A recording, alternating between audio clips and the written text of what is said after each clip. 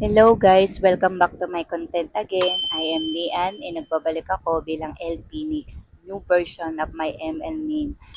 Sa mga hindi nakakilala sa akin dyan, dati po akong content creator pero natigil dahil nabuntis, nag-work at nag-focus sa business. Matagal-tagal na rin since 2023 pa yung last active ko sa paggawa ng videos. And now, nagbabalik ulit ako bilang content creator. Pero iba na yung content na gagawin ko.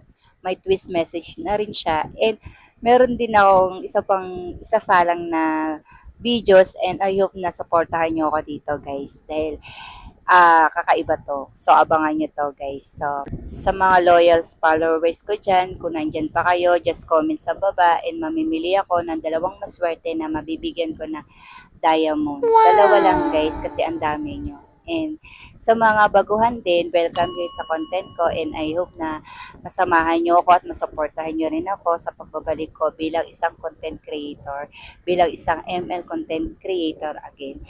So, yun lang naman guys. Don't forget to follow me, subscribe na yung channel, and likes, comment, and share na rin para mas ganahan naman ako sa inyo. Ay, hindi pala. Sa content pala.